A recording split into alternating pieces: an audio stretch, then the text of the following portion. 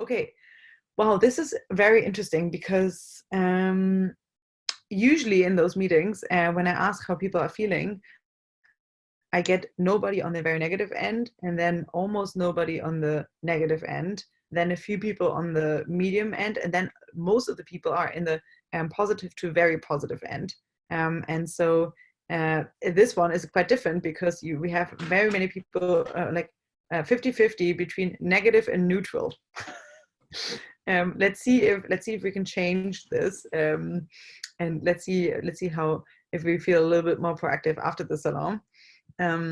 Or maybe it is just because people are being quite realistic, who knows. But I think because very few of you have typed in that it's your first Foresight Salon, I will now, rather than do a very long introduction, just share the information kind of like that's relevant about those salons kind of in this chat. So the ones that are new, feel free to read up on the purpose of those meetings and how to join them on a more regular basis.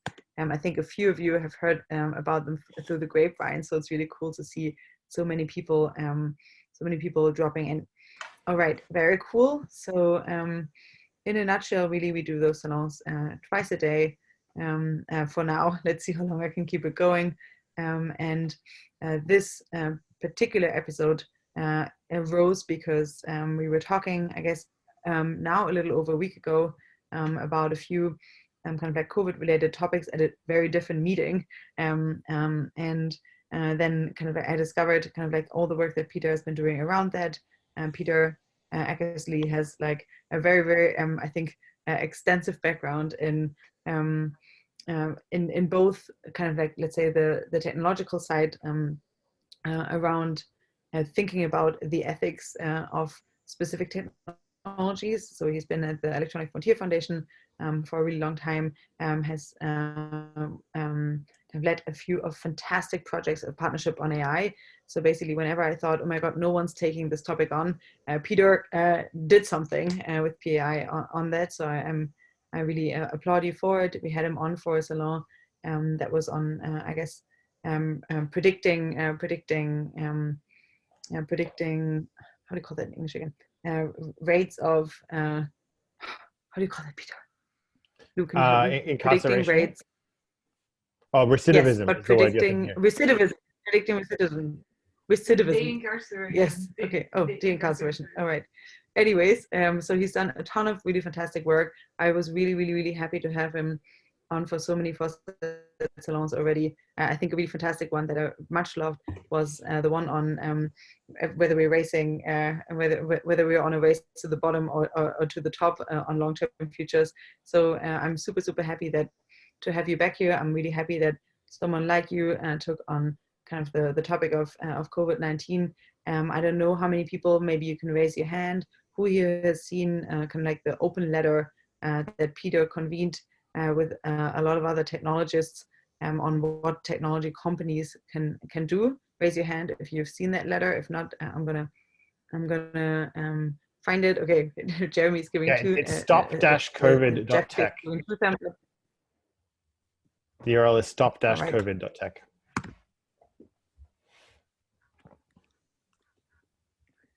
Right, I'm gonna post the letter in here in a second. Oh, internet's not working right now, but I'll post it here in a second. And yeah, I'm super happy to have you on here, Peter. I think in the previous conversations that we had once last week, but I think ever since, in almost every salon that was directly COVID-19 related, something like masks came up and something like contact tracing came up. And it was always prefaced with like, how can we do this in a way that is privacy preserving? How can we kind of like do it in a way that kind of like weighs the different costs and benefits that are associated with it properly. And I have been kind of like searching for good info on this, and now I'm super happy that you proposed this topic as a particular topic, and I can't wait to hear what you have to share with us. I'm hoping maybe you can give us a little bit of insight into how you're thinking about COVID-19 evolved as well. I would be really, really interested to know. And yeah, without much further ado, please do your presentation. And I would kind of like recommend that people, if they have a question, they can raise their hand, then I can see and kind of like funnel it in, or they use the Zoom chat. And then after a quick presentation, we'll open it for Q&A. All right, sounds good. Well, with that being said, welcome so much, Peter. I can't wait for what you're going to share with us. Thank you so much, Alison.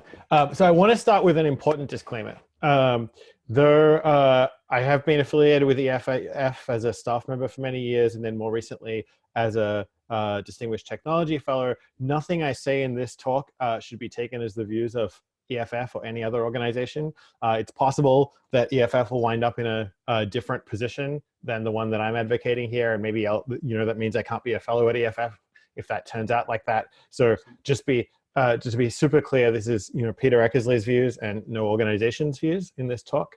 Don't worry, I can tell you at the EFF we stole the slogan of the ACLU, which is, if you agree with us about 75% of the time, you should support the EFF, and if you agree with us about 50% of the time, you should come work there. Thanks, Brad. That's Brad Templeton, for many years also a chair of EFF. Formerly worked there, yes. Yeah. So in this talk today, I'm going to talk about a practice that's known as contact tracing, and the question of whether we can use mobile devices to do some privacy-friendly equivalent of this. Now, I see at least one person on the call, Tina White, who's running a project to do something exactly like this, and she was pointing out to me just before the talk very wisely that we might want to consider the privacy-preserving alternative not as a form of contact tracing, but call it something else, like anonymous notifications or anonymous exposure notifications or something for people who might have been exposed to an infectious disease like COVID-19 and who might be notifiable in some way using technology or a combination of humans and technology so that they can isolate, get tested, or when we have treatment so they can get treated. Now, just to sort of start with some background. Contact tracing has been a cornerstone of public health responses to infectious diseases for at least 70 years, but maybe really hundreds of years. It dates back that far. But to give you an idea of what it is, I'm going to just share a little bit of a film. So this is Hollywood's vision of contact tracing. So this is from the film Contagion in 2011. Can people see a paused video right now? Yes. Great. I'm going to try and run this video. Yeah, no, mine's showing, it says blocked by DRM filter in Zoom. Are you serious? No, I'm making that up.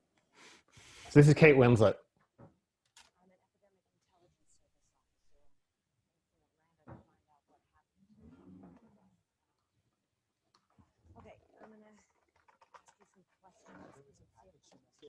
There's no audio. Okay, we're going to try this again. Can you at least read the subtitles? Might have to follow the subtitles. Yes, we can see the subtitles, but there's no audio. Well, the best example of this actually is yes, works good. You should see Cary Grant's mother is played by an actress named Jessie Boyce, who was a year older. Now we can hear. 1 year older. So and she looked.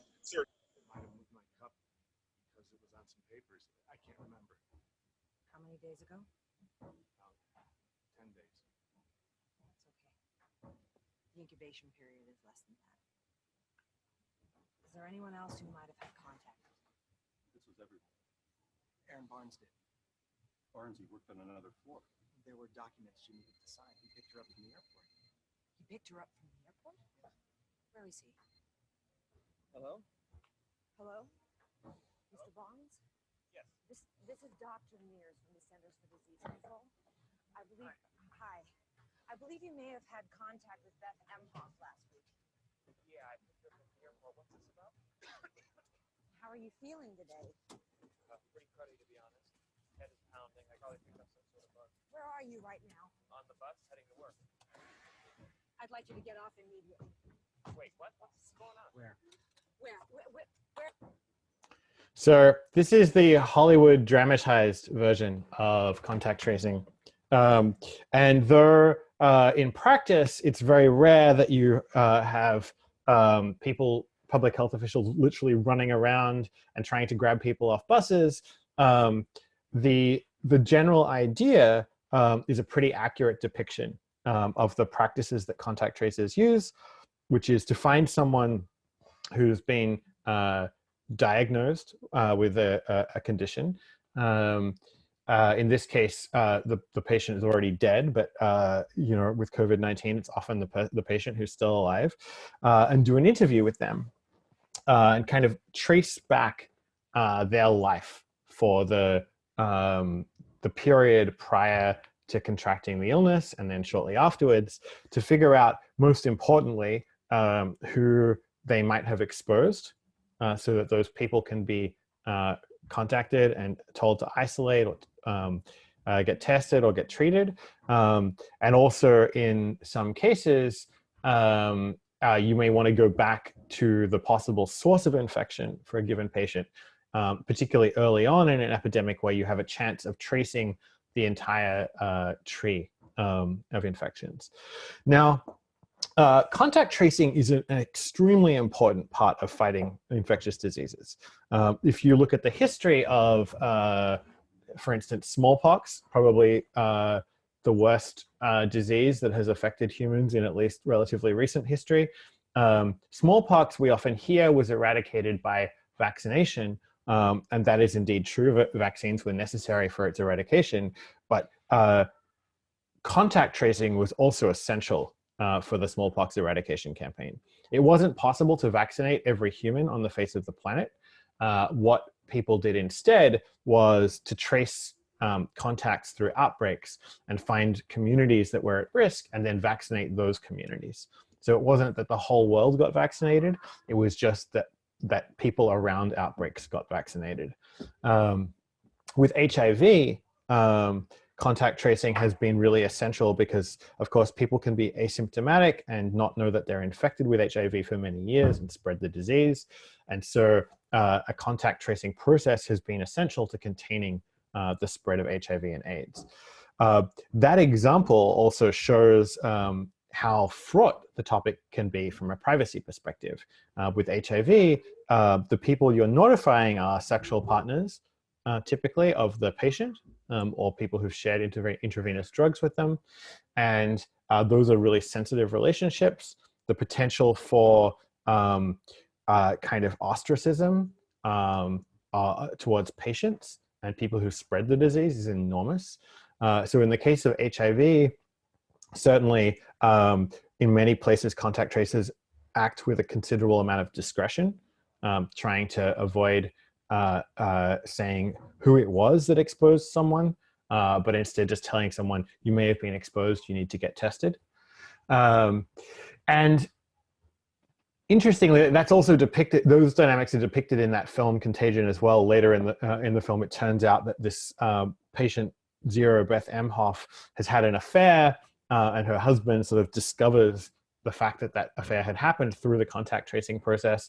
Those kinds of risks are inherent to the way that contact tracing is typically done by public health officials. Now, to show you at one end of the spectrum what this can end up looking like, I'm going to share my screen again once I've got this URL loaded. So Peter, what I'm going to... Peter, I want to ask a question. Go ahead. So you said that in the Contagion movie, the husband finding out about the affair is representative of an inherent risk in contact tracing. But from your earlier example of the AIDS contact tracing, where the primary issue was in fact sexual relationships, did they not work out procedures, a process that would generally shield the privacy with respect to disclosing outside affairs while tracing the contacts, or was that just an inevitable risk in that case? Well, in the film, it happens because the patient's dead. And so the contact tracer and her husband are trying to reconstruct the events in her life over the past week or two. And so the contact tracer's, saying, well, she had a stopover for a day in Chicago. What might she have been doing there? And then he figures out that she's been having an affair. Okay. And actually, the privacy sensitivities are also represented in the film. Like the contact tracer refuses to confirm or deny that the patients that they've got in Chicago are her ex, who she's been having the affair with. So it's, kind of like they grapple with all of those questions a little bit. So I tried to share a browser window, but I'm getting technical issues with doing this, unfortunately. Do people have that shared? I'm seeing the black screen. Oh, I'm now seeing something that's almost black that said something about estimating on top. And now it's just a thin gray bar. I might need to, what can I do? I might actually quit Zoom and then reappear in a second. Sometimes it works if you have a screen where everything on the screen is something you're willing to share with us. Sharing screen usually works well. Okay, I will, I'm running 2 monitors, so I'll stop doing that. And I no longer have a stop sharing button on Zoom, so I'm gonna have to quit Zoom and I'll be back in 30 seconds, guys. Okay. Alrighty. Who here has actually seen the film, the movie Contagion? Hands up. Okay, it's a few. It's a few. Yeah. No, and what did you think when? What did you think when kind of like COVID slowly started to kind of like to move in? Were you reminiscent of it or not so much? Yeah, as pretty much as soon as this started, Terry and I went and watched the film again, and I gotta say I was very impressed at, for a Hollywood film, how much they cared to actually be talking about the way this would actually go. I mean, to actually be educational. The film was an entertaining Hollywood film that was actually quite educational for something that was done as Hollywood entertainment. So I was impressed. Obviously, the disease was much nastier in that film, and we would all die in reality with a disease like that. But yeah, because in a previous salon we were kind of like discussing media of which we could use to kind of like make sense of something like this afterwards. So I was just curious what people thought about the accuracy. Maybe Tina can tell us a little bit on what she's working on that's related to this topic. I've been working for the past few weeks on a app that implements a similar kind of intervention to contact tracing.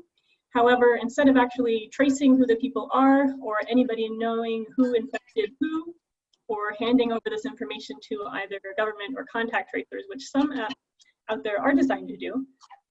Instead, what ours is doing is using Bluetooth protocol to do more local communication between the phones.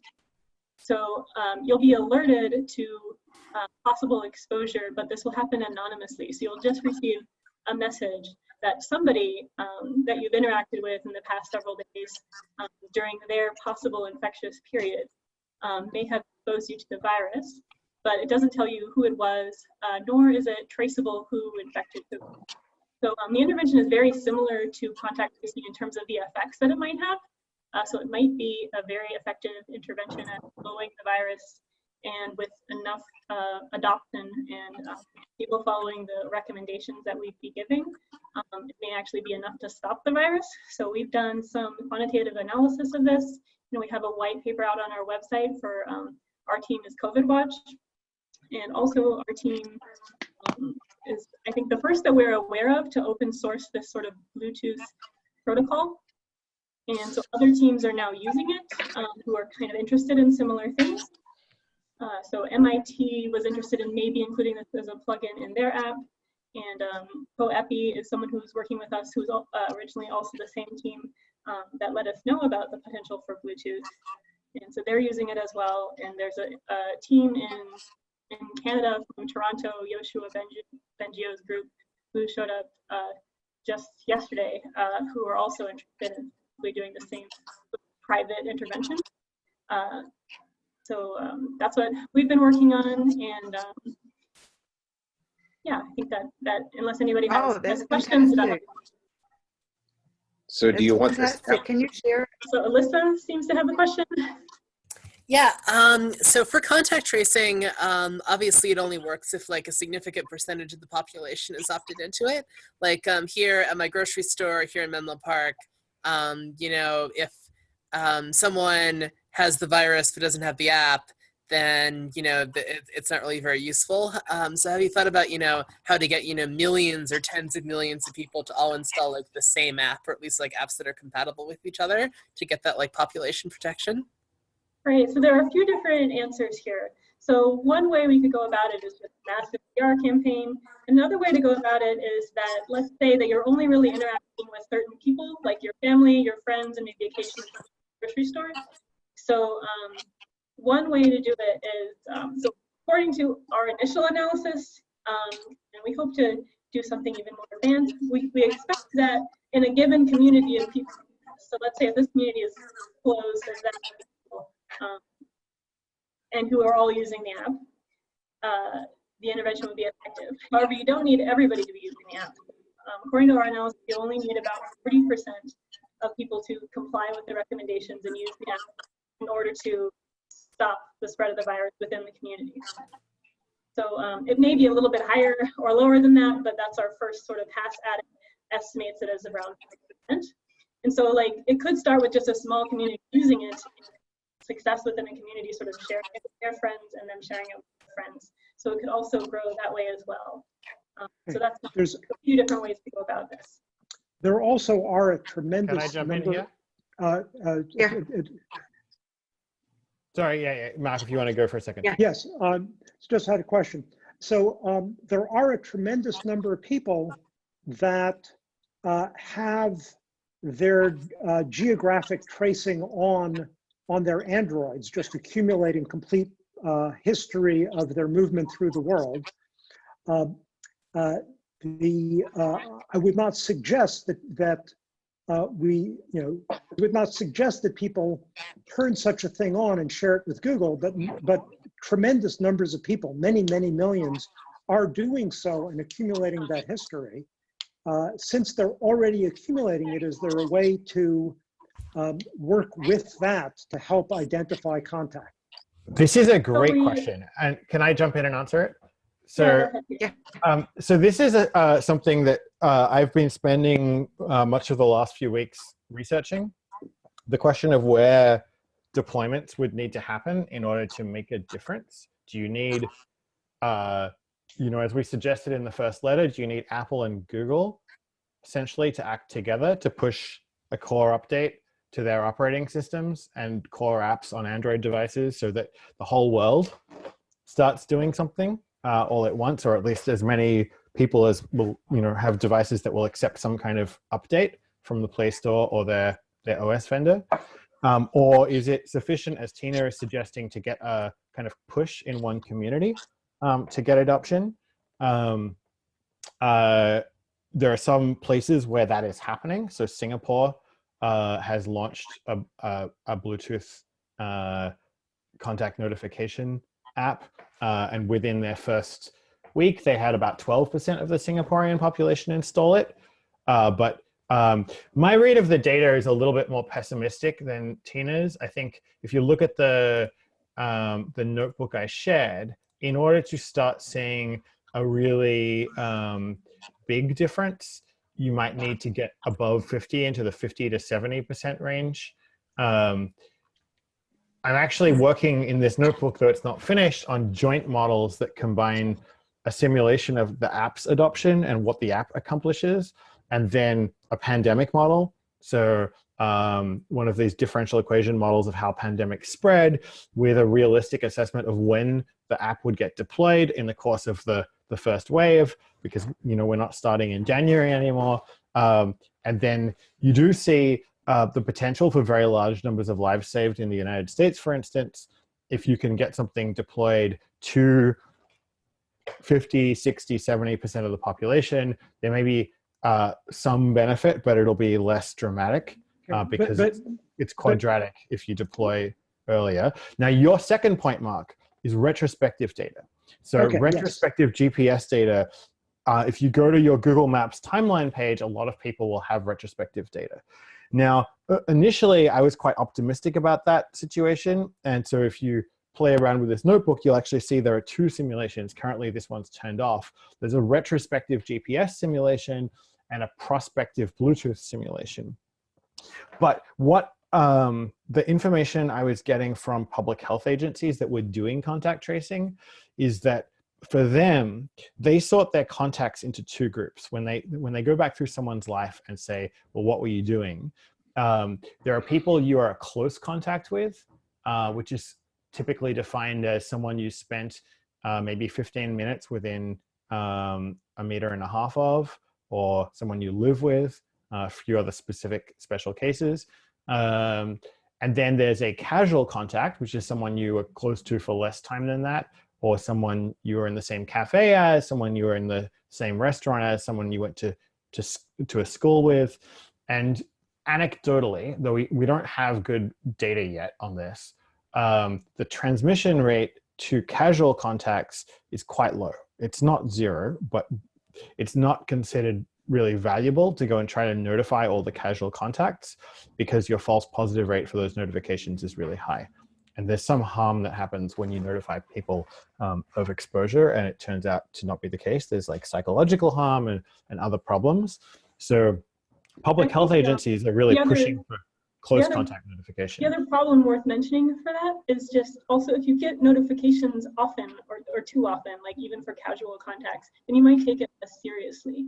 So it's like a more effective intervention when you're sending the message when it really means business, and you know that it means you've had significant contact that really matters. Right. And it also depends where you are in the epidemic. Right? So if there's too few people, you're not going to have the overlaps with enough people that are using the app. If there's too many people, you're going to get too many notifications, as Tina said. But there's a gap in between where the disease is starting to take off. And there's also another point where it becomes really interesting, which is after the peak, when things start opening up again and when people are self-isolating but out there shopping. And that's when you really want to catch it. And those are the 2 points where it's really valuable. Yeah, so there's a few additional points there. Yes, absolutely, all of those cases. Plus, during lockdown, if you have essential populations like people working in supermarkets, people doing deliveries to houses, you have these vulnerable populations that are the connective tissue to a lockdown society. And so contact tracing in those groups is extremely important. And then an extreme case of the case that Maitreyi was pointing out is the countries that have succeeded in suppressing the initial wave of COVID-19. So countries like Singapore, Hong Kong, Taiwan, China, Australia, I think, is hoping to be in this category, to be seen whether that's the case. But in those countries, your first wave was actually tiny compared to your population size. And so you have no herd immunity. Everyone's still susceptible to the illness. And so the question there is, it might be 1.5 years before there's a vaccine. How can you start to open your economy during that period and not start to have the disease take off? And so if you can use contact tracing during that period, you can be more open in your, how much you allow economic activities to resume while still keeping, as epidemiologists term it, R0 below 1, so that chains of infections are not growing exponentially. So two questions. One is, isn't the Google data pretty low time resolution? I mean, it doesn't really have every single place you go, at least when I look at it. And secondly, I want to save millions of people, but if it's going to make my phone battery drain, it's off.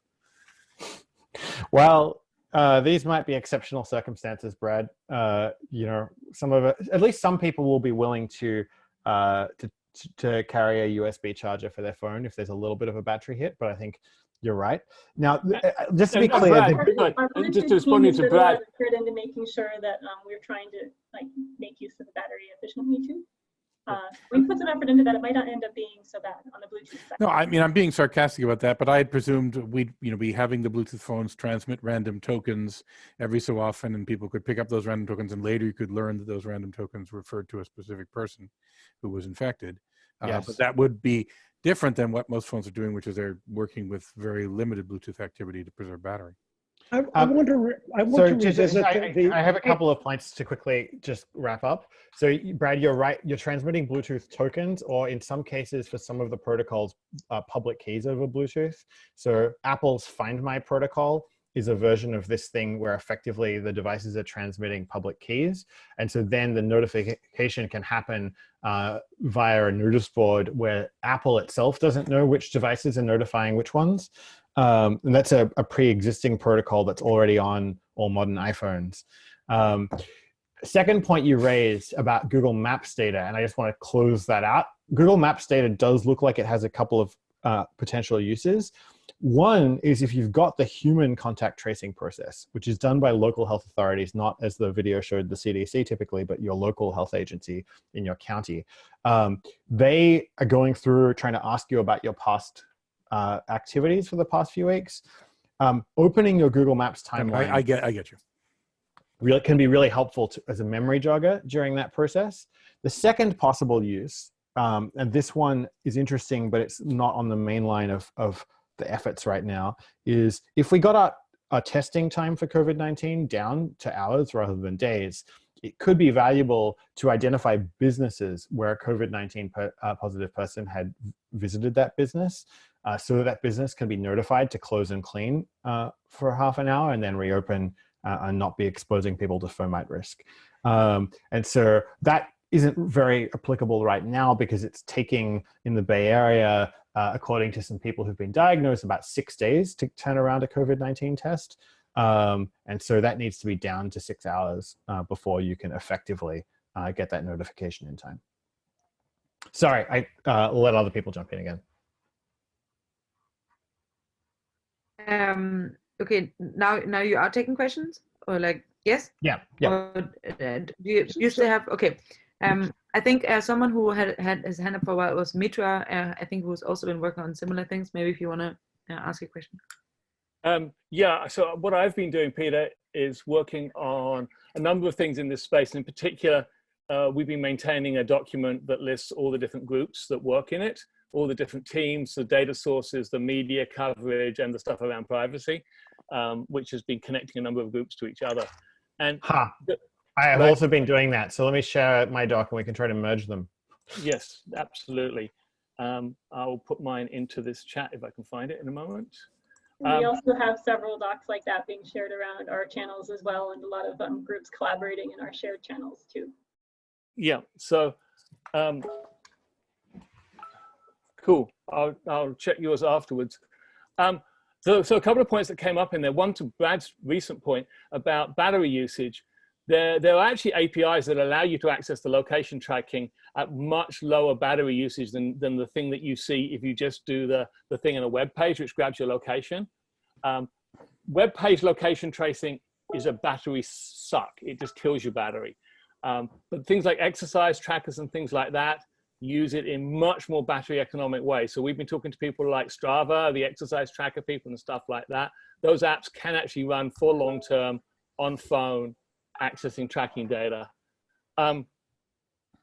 Second point was in building up that list, the challenge seems to be finding that balance between the stuff that's incredibly privacy invasive, like Apple and Facebook and stuff like that, that a lot of people are just not going to turn on because they don't want Google and Facebook knowing where they are, or the government knowing where they are all the time. And the stuff that I don't believe will work, which includes Bluetooth tracing, in my opinion, because it needs too large a number of people to buy in before there's a high likelihood of you and another person with a beacon overlapping. And there are actually two teams that we came across that seem to have the right approach to this. There's an MIT team, which I think Tina's team's also talking to, and there's an Israeli team called Code Orange, who unfortunately seem to have gone silent. So I don't know what's happened there. Both of those teams have an interesting approach where they collect your location data on your own phone. They do not share that with any server. And then your phone pulls down periodically the locations within the bounding box that you've moved in, any locations where there've been cases, does the comparison locally, and then prompts you if you've been somewhere that's infected. It also prompts you, they've built in like Israel-specific health actions that they want you to do. So for example, in Israel, if you've overlapped with a positive person, they prompt you to go get a test. And then if the test comes back positive, they prompt you to share your location data, which is optional with the system. Of course, if you decline to share it, then you'll go through the process we saw in Peter's film where somebody interviews you and asks you who you've been in touch with. And I think for me, that fits in that fairly narrow gap between respects your privacy, but also is actually going to catch a significant number of contacts. Well, the question I've been curious about is, can we design a system that is, we're so confident in its privacy protecting abilities, the tokens truly have no entropy in them, all these other things, that we're willing to say we're all right with every operating system, phone operating system, having this as a built-in function in the next OS update, which the government has the ability to turn on transparently, like your phone says, bleep, bleep, bleep, we have now turned on the emergency contact tracking mode, but don't worry, the privacy advocates have said that this information cannot be used to track you without your further consent. Would we be willing to accept that? Because I think if we don't have a plan like this, we're probably going to get a worse plan like that. Brad, I think my thinking is pretty aligned with yours there. And my sense is that the protocols do exist. The one that Tina's group at COVID Watch is developing is pretty robust, as robust as you can expect anything built in such a hurry to be. And the one that's been already deployed at Apple with Find My is extremely good. Not open source though. So we'd need Apple to open source it and make it something that Android devices can also implement. So my thinking on this is you could make the privacy protections strong enough that in principle, someone could say, we could turn this on every phone without privacy harm. Even against traffic analysis. But I think it's, right. Well, these things are obviously very complicated. Yeah. And you usually want years of study of a cryptographic protocol to understand all of the possible attacks against it. And for that reason, and I think also just a precautionary principle and a psychological, for psychological adoption reasons, you should also get consent. So the philosophy I've had is, the ideal thing would be a consent prompt that pops up on every phone in the next few weeks or month that says, would you like to help and be warned if you might have potential exposure? And if that pops on every phone, then on the planet, basically, or every phone that's at least taking enough updates that you can get it there, then we could be in a position to get the kinds of installation numbers that you need to make a really big difference to the dynamics of the pandemic. All right, so I also wanted to talk about why we chose Bluetooth over other options like GPS. So we first went with the track of wanting to choose GPS because that seemed like the obvious thing to do. Like when you think about what data do phones collect, you first think of GPS. But both me and my collaborator, James Petrie, thought of, and we started working on that for a couple weeks. So there are a couple reasons why we went with Bluetooth instead. One was the privacy model that we came up with Bluetooth. It's in order to determine who is actually close to each other. That determination can be made locally between the phones using Bluetooth, while with GPS, you have to do some computation where you see both trajectories at the same time, or you compare with lots of trajectories somewhere. So that's one of the reasons. And so we came up with a really good privacy model that went with Bluetooth that seemed to work or be a lot more private than any of the models that we were aware of with GPS. So one of the reasons was the better privacy model with Bluetooth. The second reason was because what we could measure with Bluetooth in terms of contact or close contact seems like Bluetooth is the better option than GPS because GPS will give you a lot, again, of false positives. So GPS, you can't tell the difference between different floors of a building. You can't tell the difference between somebody on the other side of a wall from you. And so Bluetooth gets this better measure of functional proximity because of the fact that the signal strength or the radio signal strength goes down when there's a wall in the way, which is a very good thing for this application. So we have a much better measure of proximity in the places where it matters. So like whether you're in the same car with somebody, whether you're in the same room with somebody, whether you're in public transit with somebody, this is measured really well by Bluetooth in a way that it wouldn't be measured with GPS. And so you're getting much more accurate data this way. Even if with GPS you have more data, you have more like efficient use of data with Bluetooth, and it actually tells you functional proximity much better. So it seems like if we get when we get Bluetooth working, this is a much more like reliable technology for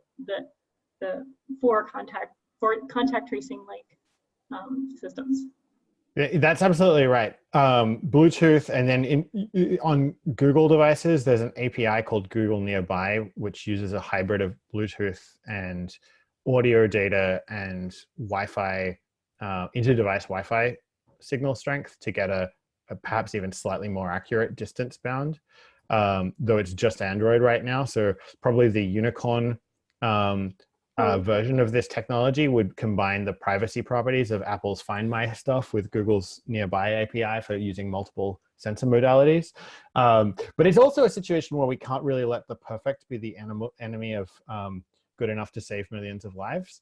And so also our technology is implemented on Android and Apple right now, and cross communication between the two, which you would need for any of these things to be effective. Like you could have 100% adoption for Apple, but you still have like most of like 3/4 of the interactions don't actually get registered because they're with people who have Android, or between two people with Android, or somebody with Android.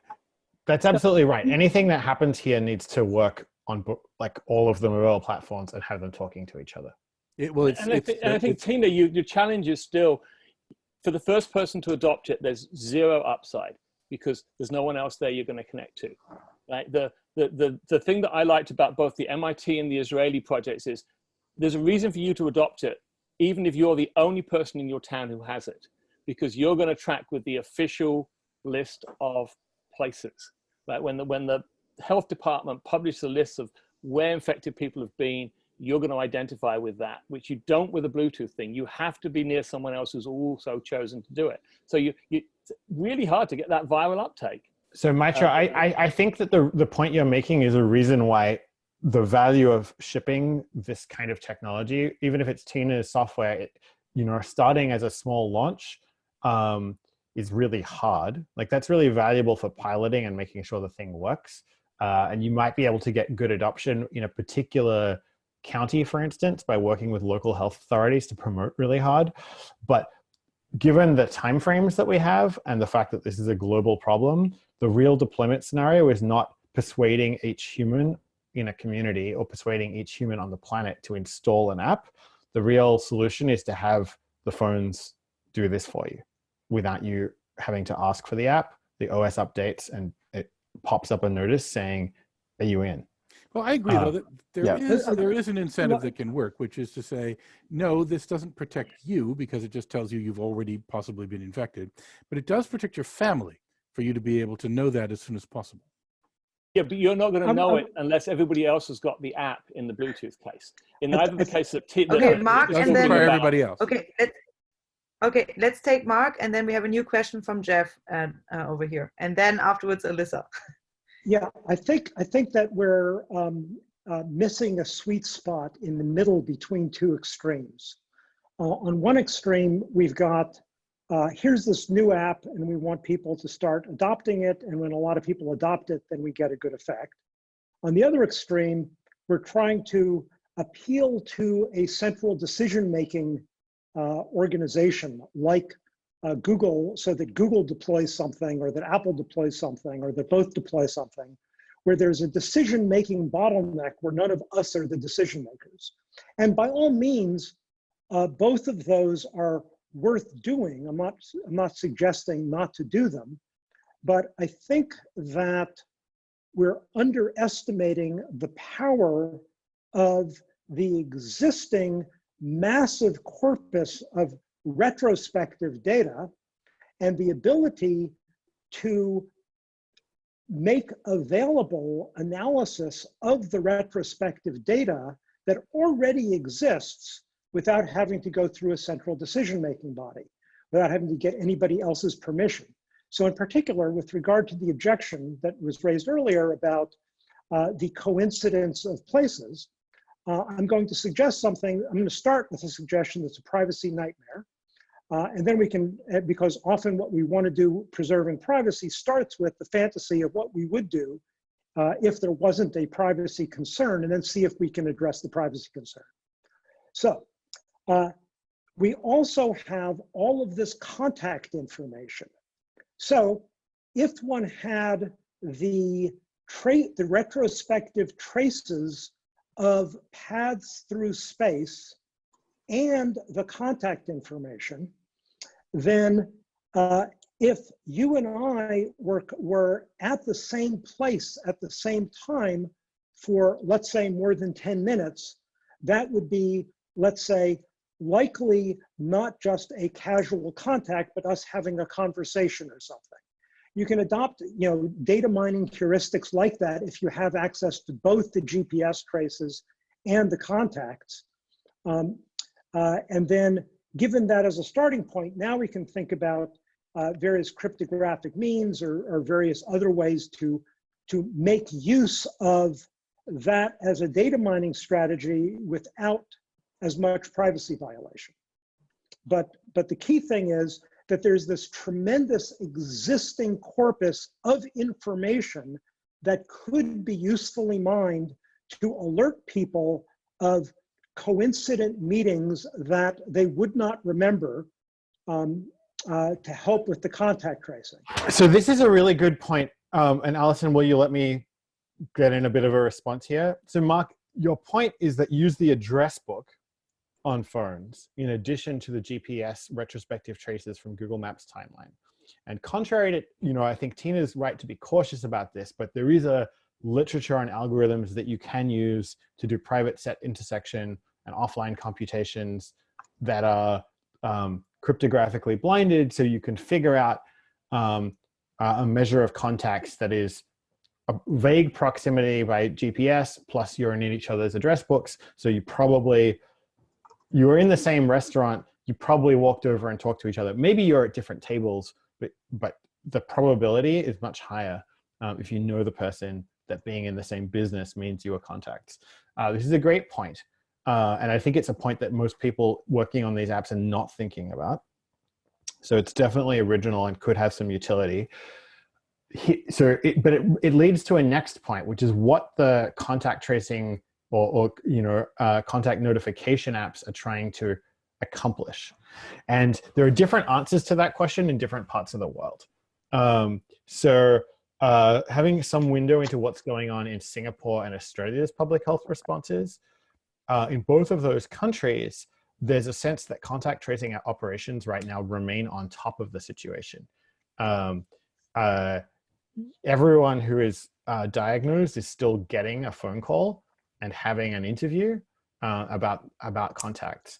And you might say, well, how the hell is that going to scale? In Australia, for instance, if there's a big outbreak? And the answer is, well, Australia is onboarding 1,000 people a day to do that contact tracing work.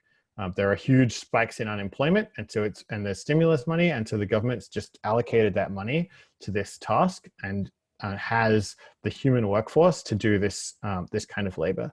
Singapore's in a similar situation. So when Singapore launched their app, their view was, we are only trying to make the information available to contact tracers more complete. So they were really interested in the case of you sat next to someone on the bus or the train and you didn't know that person. You exposed them, but you really couldn't have told a tracer who they were. And so for those deployment situations, this Bluetooth type data is really valuable because it makes the interview more accurate. There's a second, I think a little bit more hypothetical situation, which is a country that has sufficient testing capacity to do more tracing, but lacks the humans working for local health authorities to follow up on all the leads.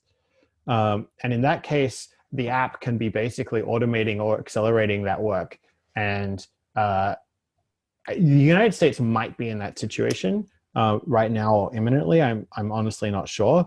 There isn't really a national view because contact tracing happening in the US is local.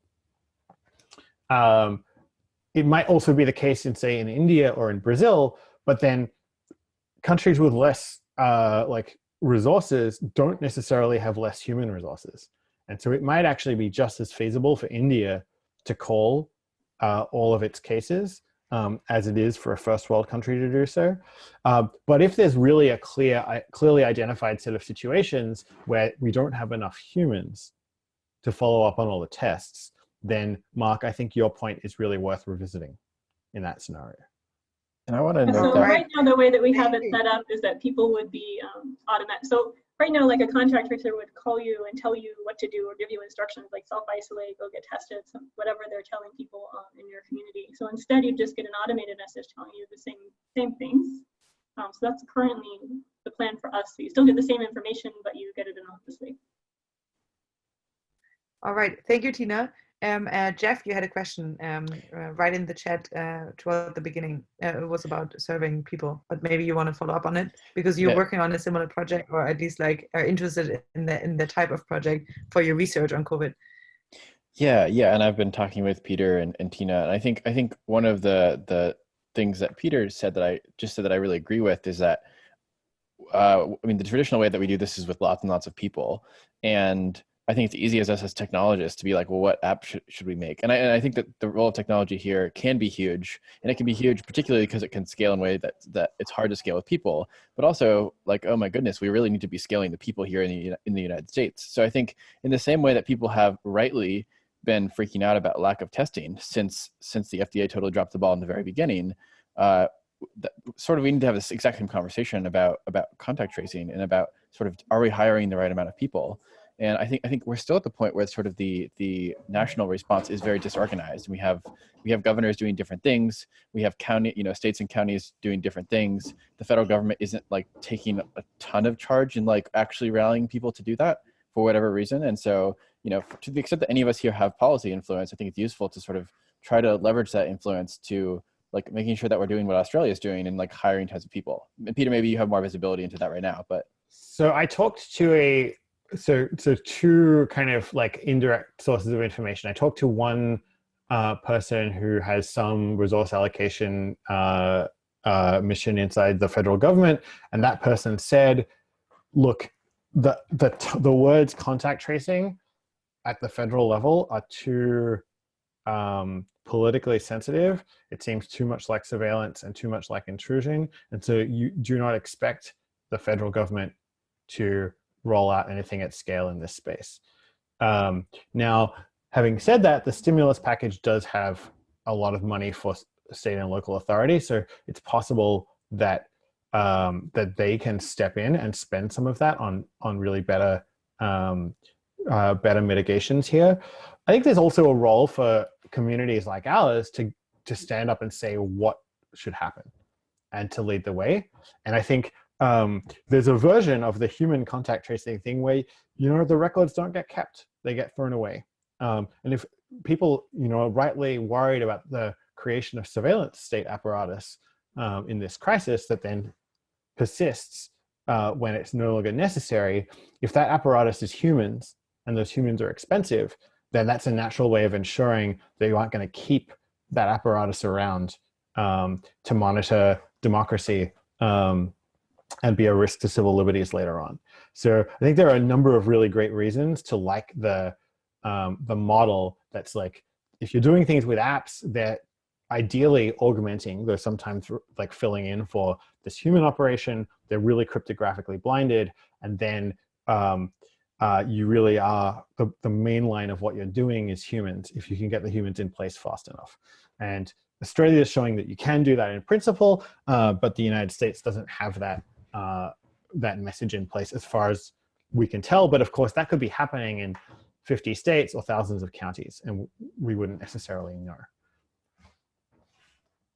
Yeah, right. Thank you, Peter. I think Alyssa had a question and had her hand. Yeah, so are you in, so you wrote this letter to the tech community basically about things that could be done for coronavirus.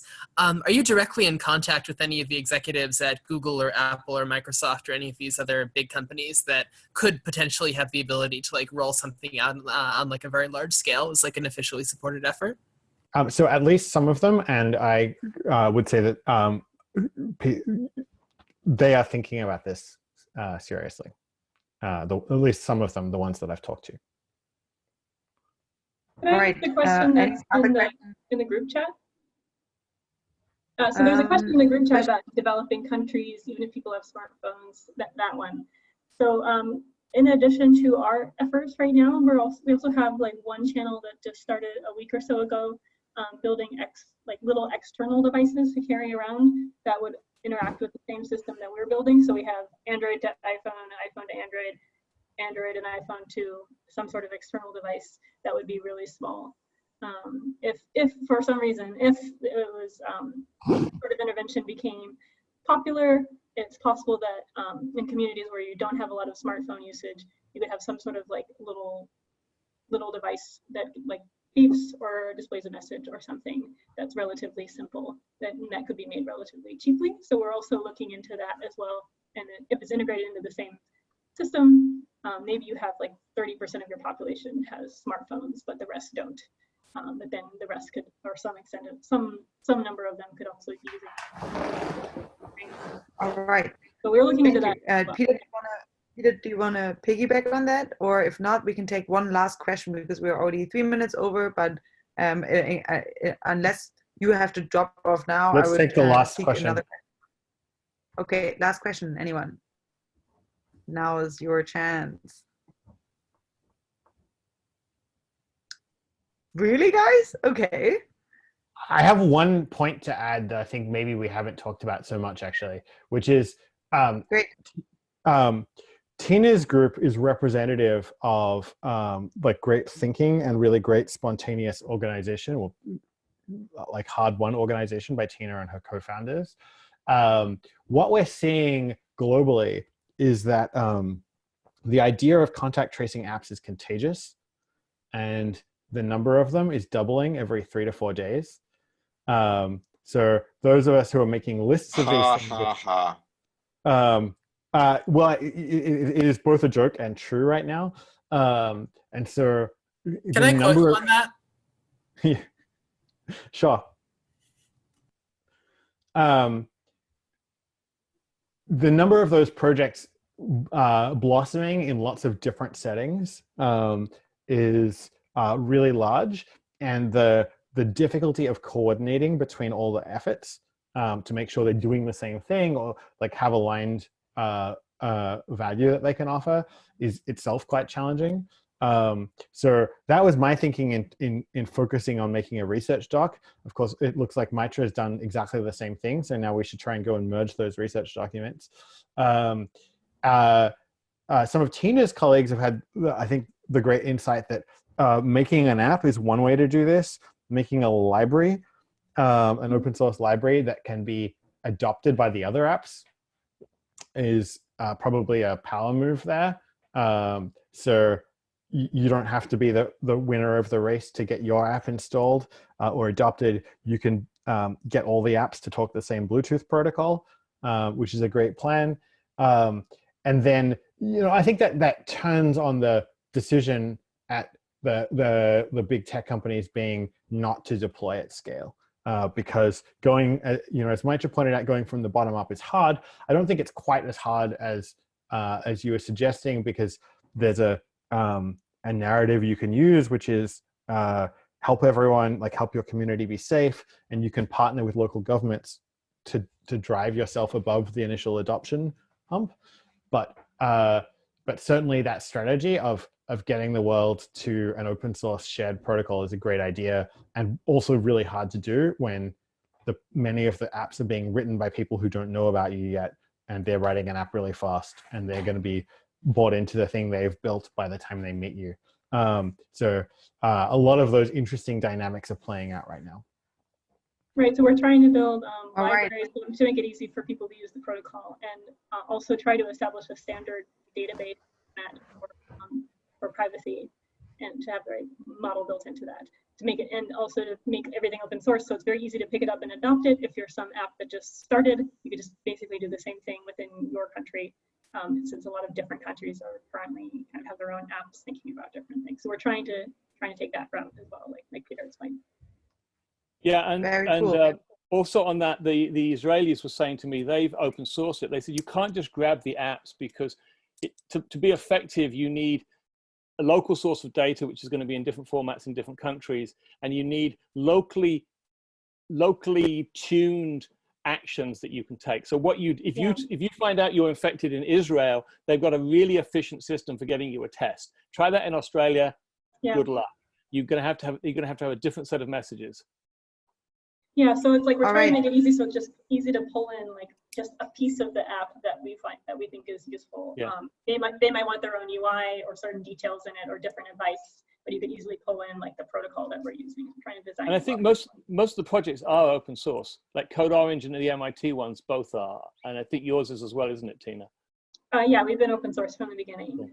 Yeah, the big one that is easy as well. The big one that isn't yet is the Singaporean one, where they've said that they're going to open source, but I think their code isn't clean enough, and so they're giving themselves a month to do that. But in the meantime, they're sharing that code with other governments, and I think some other governments are going to ship the Singaporean thing before it open sources. So there's this complicated dynamic in play. Wow, man. Okay, so I guess like, yeah, large scale coordination of different content tracing apps would be a good one too. Okay, very cool. Thank you so much, Peter. Thank you so much, Tina, Mitra, Mark, Brad, Alyssa, Jeff. Like this was a total kind of like multi-way discussion. Well done. Thank you all for joining. Thank you all for compiling those fantastic lists. I'm hoping that you can send maybe anything my way that you want kind of included in the show notes, at least from you, Peter, and then for the rest of you maybe as well, if you benefit from exposure. If you feel strongly about we should kind of like that we should pick up that topic again, if you have like kind of directly relevant to work to share that we may be able to help you with exposure such a salon, then please reach out to me and we can figure something out. This was a really valuable discussion for me. Thank you all for joining. I don't think it's going to be the last time that we talk about it. But yeah, Mitra and Peter, please let me know if and when you've merged any lists that I should be updating. Thank you so much, Peter, for taking time to kind of like giving us this kind of like intro and spiel. And thank you everyone for joining. And I'm hoping to see many of you tomorrow morning. We have at 9 a.m. San Francisco time, that is, the rapid production of human antibodies using an externalized human immune system with Melanie from Prellis Biologics. And then in the evening, Mark, Christine, and I will be speaking about, I guess, voluntary cooperation and why that's superior in times of crisis than top-down control. So I'm guessing we're going to revisit a few of the privacy questions then as well. And until then, I hope you have a lovely evening. Peter, I cannot thank you enough. This was fantastic. Any last words? Thank you so much, Alison, and everyone else who's been really working on these projects. And I feel like it was, slightly my presentation, but also Tina's and others, Mitra's. And Mitra, if you can stay on the line, I don't think I have your contact information. It would be great to sync up so we can merge I'll send it to you I'll send it to you in the chat. Okay, great. Super, bye-bye. I'm going to close the window now for everyone. So Mitra, type fast. Otherwise, contact me and I'll put you two in touch. All right, everyone. This was lovely. Thank you, thank you, thank you. Bye-bye. Bye.